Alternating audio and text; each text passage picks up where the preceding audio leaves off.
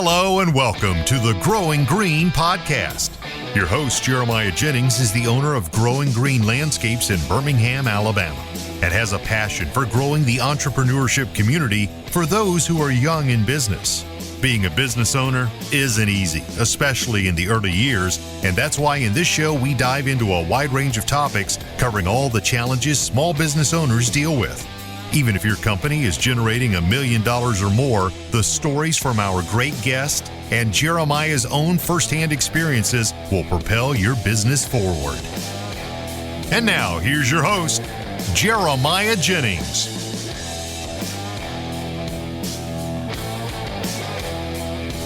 What's going on, everybody? Thank you so much for tuning in to this episode today here on the Growing Green podcast. This is your host, Jeremiah Jennings, and I am super excited to come to you today with another fresh episode for your Friday. Hope you guys are doing well, crushing it this week. I am here off the heels of the first ever Leanscaper Intensive event.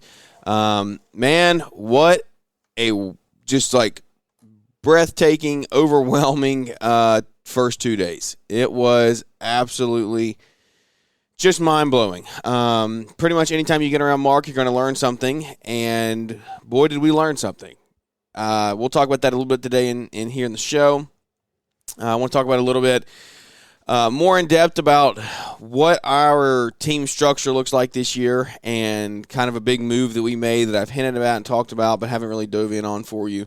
Just a move that we made that we weren't necessarily looking to make, but we just ended up making it, and it's part of the growth in the journey, and I think it's going to benefit us a lot down the road. So that's what we're going to get into today. Hope you are excited. Hope you are here for the ride, and I appreciate you tuning in. So let us dive in, my friends. Leanscaper day 1 and day 2. Man, it was wild. It was crazy. It was nothing short of amazing. I went up to Nashville, and I ended up taking my new sales guy, Andrew, and he came up with us to attend the revenue portion of the Leanscaper Mastery Intensive in Nashville. Boy, let me tell you, if you've never actually looked at dialing in your sales process and what that looks like, then I'm sorry that you missed it if you didn't go. Because boy, oh boy, oh boy, we've got a lot figured out, a lot game planned, and a lot of decisions ready to move on. As we get back and get into the world of owning and operating a real lawn care company, and we work day to day to figure out what we can do to get our pipeline full and what all that looks like, it makes me sit here and say, man, I'm thankful for people like Mark Bradley that are giving back to the community, sharing their knowledge. The folks that attended with us, right, that make it available, and because there's no way to put on an event like that with 2 or 3 people there. You have to have people show up. You have to have people show out, and that's exactly what happened. So as we went up and went into the event, I didn't know really what to expect. I've gone to Mark's Masterminds, a couple of those last year, and it was just drinking out of a fire hose. Like, you couldn't even keep up with what was coming out. It was just so much content. Well, this was a much more hands-on learning event, like workshop. And so we dove into a lot of different practices, a lot of different things as far as keeping the pipeline full and actually working on building a pipeline and selling the why of the company before the how. And so when you go into this year, I want you to sit back and think about, what am I selling when I go get new business, right? Are you selling a service? Are you selling yourself? Maybe you're a one-man band and you're selling yourself. Are you selling a team? Are you selling safety? Are you selling reliability, quality? What is it, right? What is it that you're trying to fill the need of? And as we grow, I want to make sure that we focus on selling the why we're there. We are there to help this person, this client, this company achieve whatever problem that they're faced with, or the solution to whatever problem that they're faced with. And that problem is going to be different for everyone. It could be their service provider does not show up on time. They always send a different crew, right? Or it could be the quality that this provider is bringing is just not good at all, right? Or it could be this provider doesn't have insurance, and we're worried that he's going to end up making a mistake and not be insured and going to try to come after us as the HOA. So find that problem as early on as you can. Find the solution to that problem as early on as you can. And then present the solution in a way of, hey, I see this is the solution. I want you to know this is why we're here. We're not here to sell you something. We're not here to make us rich. We're not here to make us more famous. We are here to solve your problems. We are here to serve you, the customer. When you go into it with that mindset of we're here to help, we're here to serve, we're here to solve your problems, there's not going to be many people that turn you down. It's just not going to happen. Because as you grow and as you gain new customers, you're going to realize, you know what? People just want to be cared about. People just want to know and appreciate that they're being cared for, because they know that they only care about themselves. They may not actually know that, but most people only care about what they want. Your job is to come in and help them get that. Figure out what that is. And when you find what that is, well, you're in a really, really good spot. So as you move on and as you grow, attack this growth plan with a few different areas. How am I going to gain the new customers, right? What does that look like? For us, we have a salesman in place now, and we are about to start firing on all cylinders when it comes to a pipeline. I fully believe that because we are building and putting a system in place to hold them accountable, right? And I just want to make sure that as you grow, you don't need a salesman to do this. I don't want to lose touch with you because I say that I have a salesman now. You can do this yourself. You just have to make the time for it. Where's your time being spent? What does your calendar management look like? And I'm preaching to the choir on that. If you do not manage your time right, you're going to get sucked in a million different directions. And that, my friends, that is what has held me at sub 500,000 for 7 years, because I haven't managed my time correctly. So I'm not sitting here telling you that I'm got it all figured out. That's not a thing. Promise you that. But what I have figured out is that as we grow, my time is the most valuable asset that I have. What can I do to put people in place to buy some of that back? That's what we're doing with the salesman. Okay? That's exactly what we're doing with the salesman. So he's going to come in, and we are going to build out a system for him to succeed. We're going to put metrics in place for him to succeed and to make sure that he knows what his targets are, how he's going to get there. We're going to weekly check in on those. We're going to train for those, and then we're going to hit them. End of story. And we're going to measure everything the entire way, because what gets measured gets managed.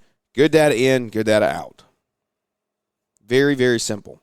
It's just step-by-step process of doing the work, because you can't grow a company without doing the work. And that's what people get caught up in is, I just want to grow. I can do it.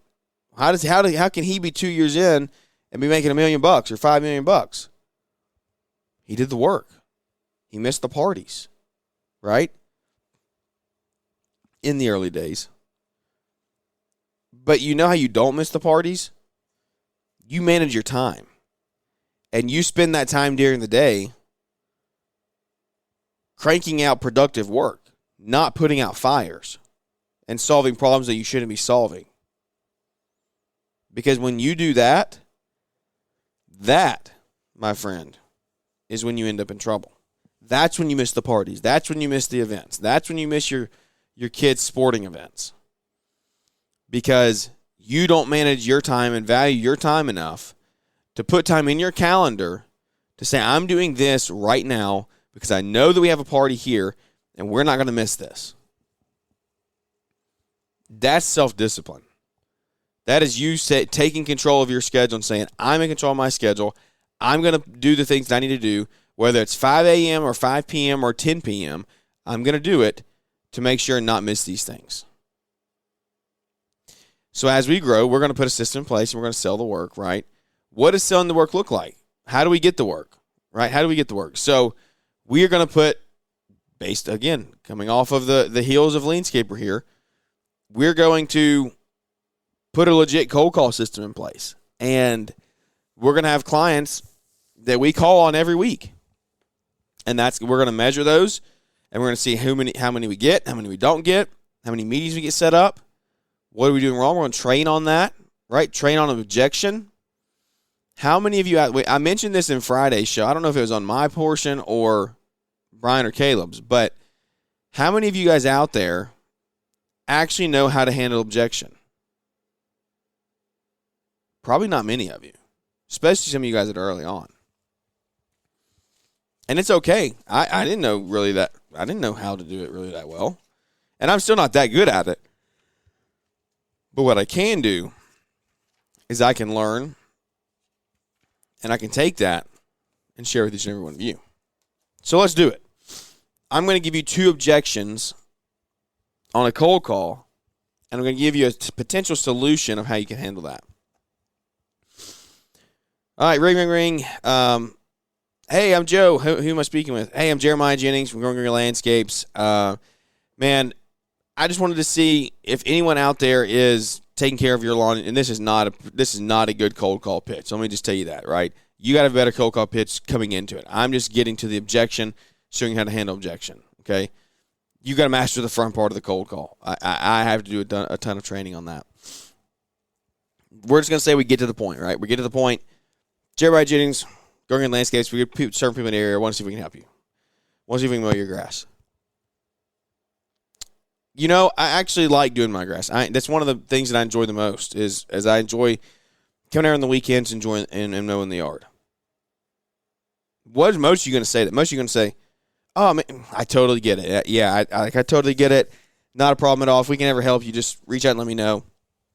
We'll help you however we can. And then you move on to the next one. But let's dig a little deeper. Okay? I enjoy mowing the yard.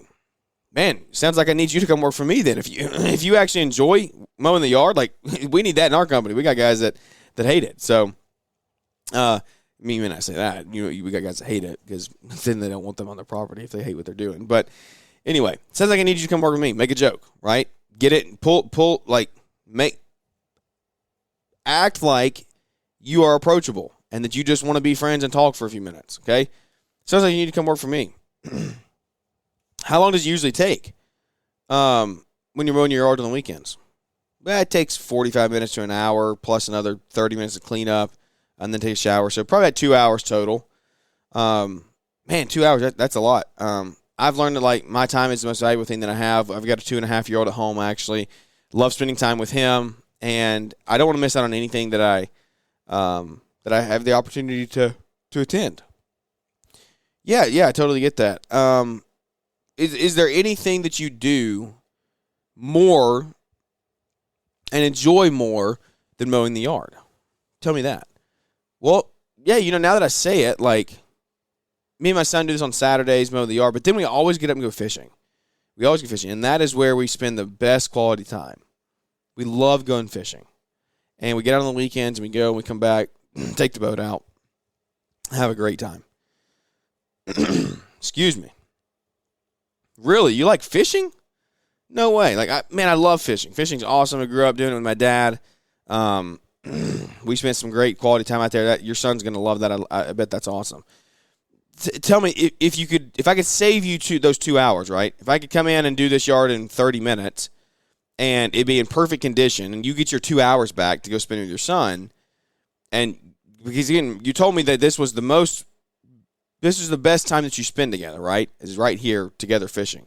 If I could buy you those 2 hours back for $75, do you think that would that interest you? Would you like to hear more about what we can do? Boom. You pulled at his heartstrings. Because his son and him fishing is where he wants to spend his time the most. So you have to make sure and find that emotional touch point. Whatever that is, find it. And dig deep at it. Dig deep. Not from a place of, let me sell you, let me get you locked in. From a place of, hey, I want to help you. I want to help you. And the people that are naturally out there to help people are naturally organically going to grow. Because people can sense that. You're going to get in and around circles you shouldn't be a part of because people are going to realize you're not there to take and steal from them. Most people who have high net worths know what a scam looks like. They know what somebody just wants to take looks like. You've got to avoid that. Stop being a taker and be a giver. Give.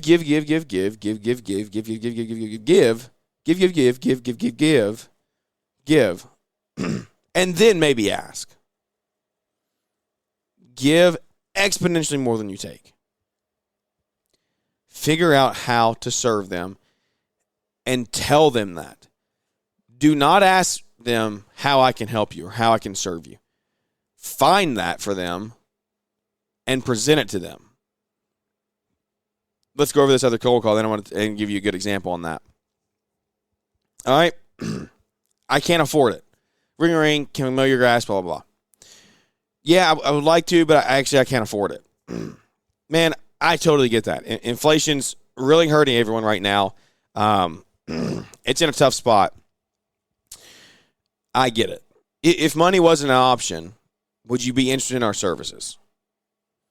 Yeah, of course I'd be interested. Like, I would love to not to mow my grass, but I simply just can't afford. I can't afford $80. Like, it's just not possible.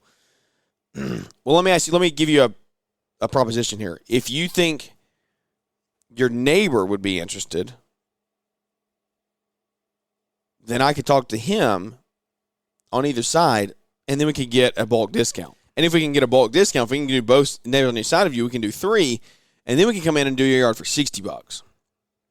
So we're going to save you $40 a month on a biweekly cut, $80 a month on a weekly cut. Do you think that would be something you'd be interested in? Well, yeah, I mean, I could do 60. I couldn't do 80, but I could do 60. Let's go talk to the neighbors. Boom, you're in, right? Find a creative solution to the problem and figure out how to fix it. Figure out how to fix it. Let's talk adding value without having to ask. We just went out and did an estimate to plant some trees yesterday. Okay? So planting the trees, and they want a row of trees and some mulch around them, right? Awesome, we can do that. While we're out there, this is a $600,000 house in a very affluent neighborhood, up-and-coming, new neighborhood, like beautiful homes, and none of their beds are edged. There's no downspouts buried. They're washing all the mulch into the yard. The edges are washing away. It's like the beds just look terrible. And we maintain this. This is a mowing customer of ours.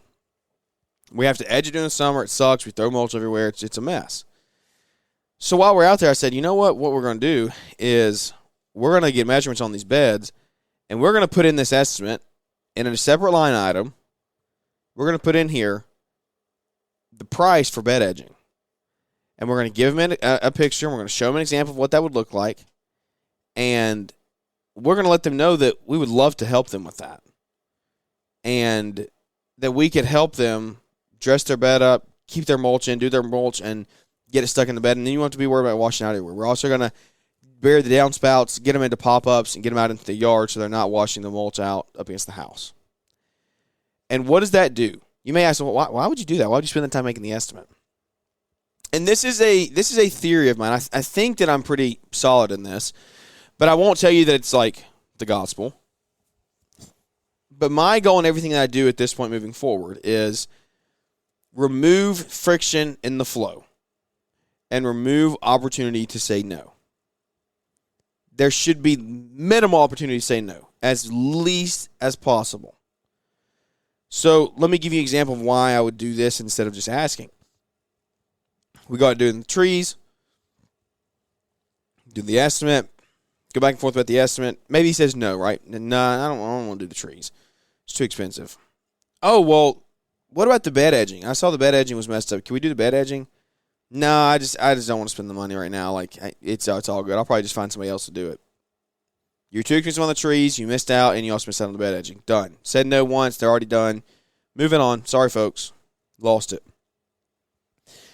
Get the original quote with the trees and the edging. Well, the trees are a little more expensive. They're a little more than I want to spend. But talk to me about this edging. This edging, I never really thought about it, but this is actually a huge problem that we have where mulch is washing out into the yard. And this is actually a pretty affordable price. I would actually like to learn more about this. You lost the trees, but you got the edging because it was tied in the estimate. Maybe you say it's in the estimate for the trees. Yeah, I do want to do the trees. Let's rock and roll. Okay, awesome. Let's do the trees. Oh, hey, I also realized that the edging was out. Would you like for me to get you an estimate on that? No, the trees is really as much as we can spend right now. That's probably good. Friction point, they had an opportunity to say no. They shouldn't have had that. They told you no before you could even send the estimate. You need to be sending the estimate, and then they only have one chance to tell you no. That's it. But what you're going to do is you're going to catch them because they're not going to be expecting it. They're going to say, oh, man, that's actually really, he noticed that. Like that's a problem that we have. He may actually be here to actually solve our needs. Let's actually look into it, right?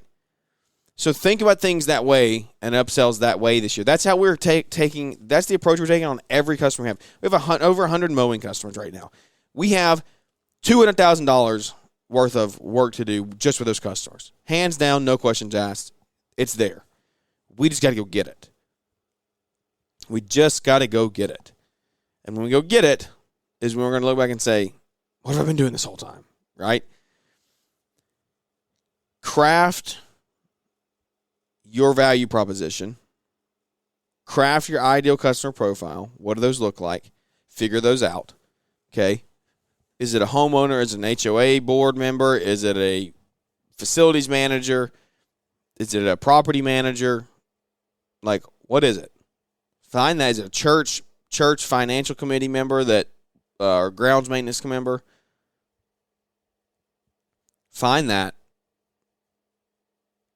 Reach out to them. And know how to handle their objection. When you handle their objection correctly, with a heart that wants to serve them and really wants to truly help them, then they're going to say, oh, let's do it. I appreciate your desire to want to help me here. It's really that simple, guys. It's that simple. Just help people. Just help people. And you're going to grow. You got to put in the work. You got to give them the effort, right? I'm not saying that. But you have to have a heart of wanting to help people. Let me tell you a little bit about my sales guy and what this looks like, and then I'll wrap the show up here on a Friday. You can tell I've taken a little bit of a different tempo because I just want I want this stuff to set in. I want this stuff to truly hit home for you and for you to take this away and say, I can actually influence some of this stuff. I don't just want to be talking me miles an hour and then not take anything in. What is my sales guy going to do for us? So I was not expecting to hire a sales guy this year at all, right? But I think it's going to end up being one of the best decisions I've ever made in my company. Andrew came on, was going to run some maintenance crews, and extremely long story tied down. Just wasn't a good fit, wasn't going to work. Needed a different incentive structure. And so I said, all right, let's sell. Let's sell. He has experience in sales for many, many years. And so I said, let's sell. And that's what we're going to do. And so I am pumped to be able to get this up and in place. It's going to be awesome. We have a lot of things to figure out, a lot of things to work on, a lot of systems get put in place, but I know that we can do it. I know that we can do it. And it's just a matter of how quickly can we get these things set up, and how efficiently can we manage them? Because if we can manage them well, then we're going to be just fine. But we got to be able to manage them well. And so he's going to be cold calling. He's going to be account manager of our maintenance accounts this year. So he's going to be upselling our current customers, quality checks, things like that. If you have any questions, I'm happy to help, happy to show you anything that I can show you to help you. I just want to be the best that I can for you. And I want to make sure that you think and that I'm going to do whatever I can to help in any way that I can. And so that's what I'm here for. I'm here for you. I'm here to guide you, here to show you, here to tell you what I'm doing that's working, what I'm doing that's not working. It's just one of those things, you just got to put in the work. You just got to put in the work. Get around people who are doing bigger and better than you are. Try to be a sponge, soak it all up. Don't always have something to say. Just listen. And in turn, you're gonna reap reward for it. I promise you. I absolutely promise you. Guys, thank you. We appreciate you. I would hate to do this without you. You're a true inspiration to me, each and every one of you. I love getting to be around you. I love getting to have you guys as a part of my community, because without you, this podcast journey, right, would not be possible. And so I'm thankful. I'm appreciative. And I want you to know that I always want to help you in any way that I can. Thank you for tuning in. If you got any questions about Leanscaper, let me know. I can help get you signed up over there, get you in touch with the right people. I promise you need to be attending these events. You need to be in the community. You need to be watching these calls, because I'm telling you guys, I'm telling you right now, mark my words, you want to be a part of this movement, because what it's going to do to the industry and the world eventually is going to revolutionize things. So make sure you're a part of it. Let me know any way that I can, if I can help you. Sign up with Element. We're using Element every single day. Element just released some of the best new updates they've ever done. I'll put that on my stories for Friday if you want to see those. So go check out my Instagram if you want to see those on Friday. But, yeah, thank you so much. We'll catch up with you here on Monday for another Marriage Monday with Savannah. Counting other days for baby. Having a good time while doing it. And that's awesome, guys. That's all I got to leave you with. Thank you so much for tuning in. We love you, appreciate you, care about you. If I can help you, just let me know. See you on the next one, guys. Thanks for tuning in to the Growing Green podcast. It is an honor to have you listening, and we hope you receive valuable advice to help take your business to the next level. Don't forget to follow the podcast so you'll be notified when our next episode drops.